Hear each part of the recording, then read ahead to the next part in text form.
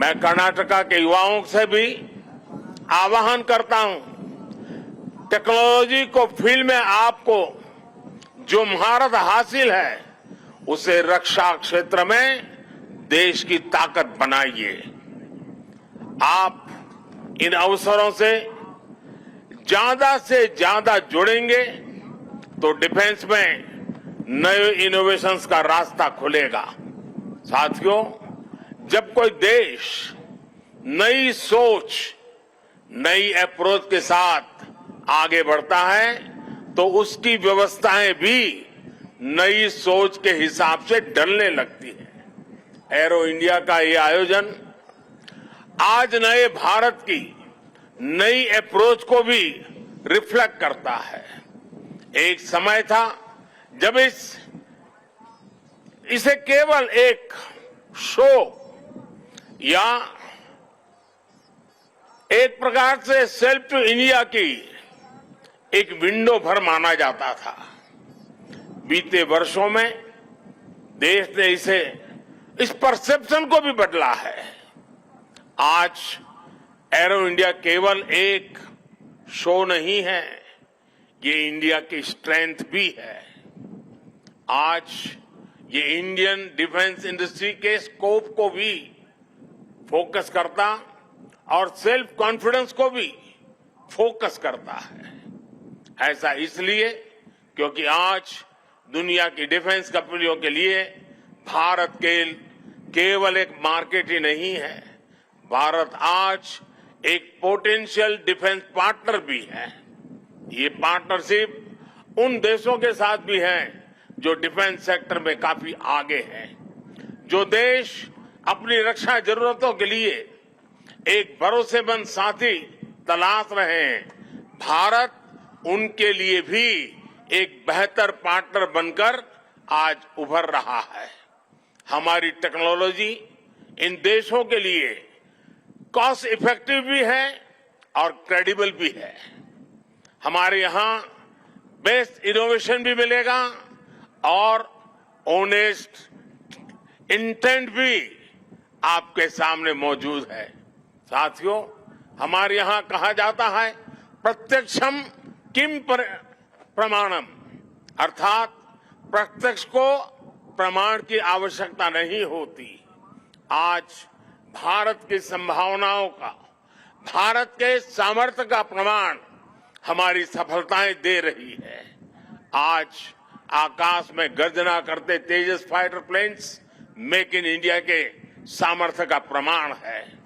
आज हिंद महासागर में मुस्तैद aircraft carrier INS Vikrant make in India के विस्तार का प्रमाण है। गुजरात के बड़ौदा में C-295 की मैन्युफैक्चरिंग फैसिलिटी हो या तुमकुर में HAL के हेलीकॉप्टर यूनिट हो, ये आत्मनिर्भर भारत का वो बढ़ता सामर्थ्य है जिसने भारत के साथ साथ विश्व के लिए नए विकल्प और बेहतर अवसर जुड़े हैं। साथियों, 21वीं सदी का नया भारत अब न कोई मौका खोएगा और न ही अपनी मेहनत में कोई कमी रखेगा। हम कमर कस चुके हैं। हम रिफॉर्म्स का रास्ते पर हर सेक्टर में रिवॉल्यूशन ला रहे हैं। जो देश दशकों से सबसे बड़ा डिफेंस इंपोर्टर था, वो अब दुनिया के 75 देशों को डिफेंस इक्विपमेंट एक्सपोर्ट कर रहा है। बीते 5 वर्षों में देश का निर्यात 6 गुना बढ़ा है। 2021-22 में हमने अब तक के रिकॉर्ड 1.5 बिलियन डॉलर से ज्यादा के एक्सपोर्ट को, उस आंकड़ों को हमने पार कर लिया है। फ्रेंड्स, आप भी जानते हैं कि डिफेंस एक ऐसा क्षेत्र है जिसकी टेक्नोलॉजी को, जिसकी मार्केट को और जिसके बिजनेस को सबसे कॉम्प्लिकेटेड माना जाता है। इसके बावजूद भारत ने बीते 8-9 साल के भीतर अपने यहां डिफेंस सेक्टर का कायाकल्प कर दिया है।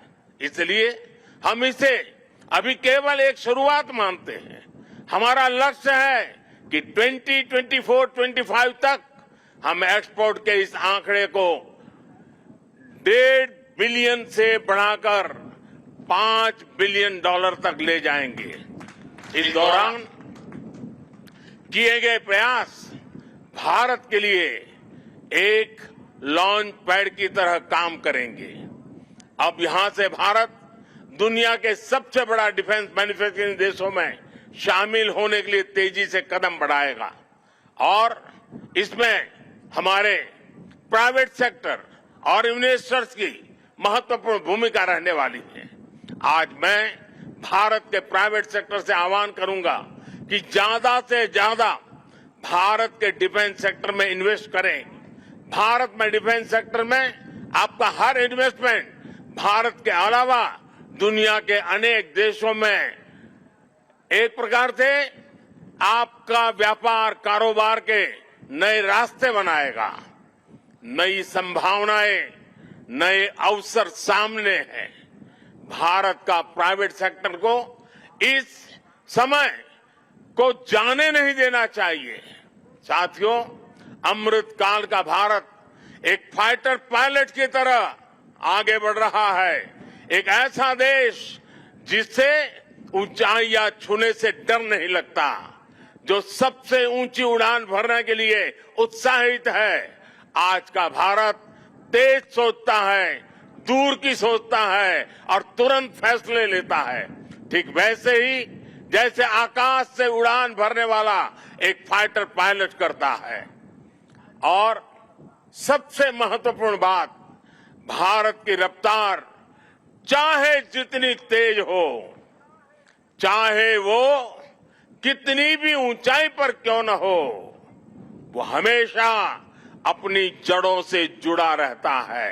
उसे हमेशा ग्राउंड सिचुएशन की जानकारी रहती है। यही तो हमारे पायलट भी करते हैं। एरो इंडिया की गगनभेदी गर्जना में भी भारत के रिफॉर्म, परफॉर्म और ट्रांसपोर्ट की गूंज है। आज भारत में जैसी निर्णायक सरकार है, जैसी स्थायी नीतियां हैं, नीतियों में जैसी साफ नीयत है, वो अभूतपूर्व है। हर इन्वेस्टर को भारत में बने इस सपोर्टिव माहौल का खूब लाभ उठाना चाहिए। आप भी देख रहे हैं कि ईज ऑफ डूइंग बिजनेस की दिशा में भारत में किए गए रिफॉर्म की चर्चा आज पूरी दुनिया में हो रही है। हमने ग्लोबल इन्वेस्टमेंट और इंडियन इनोवेशन के अनुकूल माहौल बनाने के लिए हमने कई कदम उठाए हैं। भारत के डिफेंस सेक्टर में फॉरेन डायरेक्ट इन्वेस्टमेंट को मंजूरी देने के नियमों को आसान बनाया गया है। अब कई सेक्टर में एफडीआई को ऑटोमेटिक रूट से मंजूरी मिली है। हमने उद्योगों को लाइसेंस देने की प्रक्रिया को सरल बनाया है, उसकी वैलिडिटी बढ़ाई है ताकि उन्हें एक ही प्रोसेस को बार बार न दोहराना पड़े। अभी 10-12 दिन पहले भारत का जो बजट आया है उसमें मैन्युफैक्चरिंग कंपनियों को मिलने वाले टैक्स बेनिफिट को भी बढ़ाया गया है। इसका फायदा डिफेंस सेक्टर से जुड़ी कंपनियों को भी होने वाला है। साथियों, जहां डिमांड भी हो, कैपेबिलिटी भी हो और एक्सपीरियंस भी हो, नेचुरल प्रिंसिपल कहता है कि वहां इंडस्ट्री दिनों दिन और आगे बढ़ेगी। मैं आपको भरोसा दिलाता हूं कि भारत में डिफेंस सेक्टर को मजबूती देने का सिलसिला आगे और भी तेज गति से बढ़ेगा। हमें साथ मिलकर इस दिशा में आगे बढ़ना है। मुझे विश्वास है आने वाले समय में हम एरो इंडिया के और भी भव्य और शानदार आयोजन के गवाह बनेंगे। इसी के साथ आप सभी का एक बार फिर बहुत बहुत धन्यवाद करता हूं और आप सबको अनेक अनेक शुभकामनाएं देता हूं। भारत माता की जय।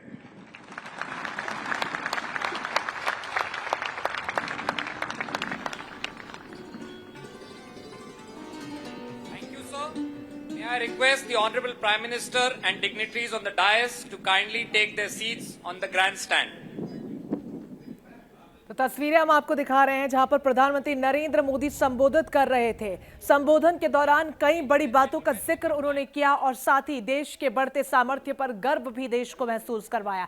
ये बेंगलुरु का आसमां जो देश के बढ़ते सामर्थ्य की गवाही दे रहा है। भारत की ताकत लगातार बढ़ रही है। प्रधानमंत्री मोदी ने इस बात का जिक्र किया और साथ ही कहा कि देश नित नई ऊंचाइयों को छू रहा है। एयर शो नए भारत का एक उदाहरण है, एक बड़ी तस्वीर को दिखाता है। बेंगलुरु का आसमान सामर्थ्य का साक्षी आज बना। 21वीं सदी का भारत कोई मौका नहीं छोड़ेगा। साथ ही पीएम ने कहा कि नई सोच और नया एग्रेशन देखने को मिल रहा है। आज भारत दूर की सोचता है, ये बेहद महत्वपूर्ण है क्योंकि जिस तरीके से बढ़ते सामर्थ्य की खूबसूरत तस्वीरें इस वक्त हम आपको दिखा रहे हैं, ये चीख चीख कर इस बात की गवाही दे रही हैं कि आज से कई सालों पहले रक्षा के क्षेत्र में जिस तरीके से भारत कहीं पिछड़ा हुआ था, लेकिन इन सालों में जिस रफ्तार से आगे बढ़ रहा है, आने वाले सालों में दुनिया भारत की ओर देखेगी। इस बात का जिक्र देश के प्रधानमंत्री नरेंद्र मोदी अपने संबोधन में करते हुए नजर आए और साथ ही उन्होंने कहा कि भारत की ताकत लगातार बढ़ रही है और इतनी खूबसूरती से बढ़ रही है कि देश नित नई ऊंचाइयों को हर दिन छू रहा है। एयर शो में नए भारत का एक नया और खूबसूरत उदाहरण भी देखने को मिला। साथ ही उन्होंने कहा कि ये वो बेंगलुरु का आसमान जो आज देश के सामर्थ्य का साक्षी बना है। साथ ही पीएम ने कहा कि नई सोच और नए अप्रोच के साथ हम आगे बढ़ रहे हैं और आज भारत दूर की सोचता है, आज भी नहीं, हम भविष्य की सोचते हैं और भारत की जो ताकत है यही वजह है कि लगातार बढ़ रही है। पिछले सालों में जिस तरीके से हमने एयर स्ट्राइक्स देखी, घुसपैठियों को नाकामयाब हो करते देखा और कई बड़े आतंकियों को ढेर करके दिखाया, ये हमारी सेनाएं कर सकती हैं। और आसमां में छटा बिखेर रहे ये हेलीकॉप्टर्स इस बात की गवाही दे रहे हैं कि आज टेक्नोलॉजी के क्षेत्र में भी भारत कितना आगे बढ़ गया है। भारत की ताकत इसीलिए लगातार बढ़ रही है जिसका जिक्र प्रधानमंत्री ने किया। साथ ही प्रधानमंत्री ने कई अहम बिंदुओं को सामने रखा और देश को यह बताने की कोशिश की कि फिलहाल रक्षा के क्षेत्र में पंक्ति में भारत कहां खड़ा है और आने वाले समय में दुनिया का भारत की ओर अप्रोच कितना बढ़ने वाला है, इस बात पर भी उन्होंने जोर दिया और इस बात को भी सामने रखा कि भारत सिर्फ वर्तमान में नहीं जीता बल्कि दूर की सोचता है जब बात आती है रक्षा क्षेत्र के। और इसी वजह से कह रहे हैं कि देश हर दिन नई नई ऊंचाइयां छूता रहता है। ये एयर शो की तस्वीरें हम आपको दिखा रहे हैं जहां पर प्रधानमंत्री नरेंद्र मोदी शो के उद्घाटन के दौरान वहां पर पहुंचे, उन्होंने उद्घाटन किया। रक्षा मंत्री राजनाथ सिंह भी उनके साथ मौजूद रहे और बड़ी तादाद में इस पल के गवाह बने वहां पर मौजूद वो तमाम लोग। बेहद खूबसूरत, गौरवान्वित करने वाली ये तस्वीरें बेंगलुरु के आसमान से हैं जहां पर देश की नई ऊंचाइयों को दिखाती ये तस्वीरें उस पल की गवाह बनी। लोग इस पल के गवाह बने, दूर दराज से इसे देखने के लिए पहुंचे। बेंगलुरु का आसमान देश के सामर्थ्य का साक्षी बना, इस बात का जिक्र प्रधानमंत्री ने किया। पूरी खबर पर ज्यादा जानकारी के लिए सहयोगी मधुरेंद्र हमारे साथ जुड़ गए। मधुरेंद्र, जो तस्वीरें अपने आप में देश के सामर्थ्य को दिखाती है और इसी का जिक्र प्रधानमंत्री ने भी अपने संबोधन में किया।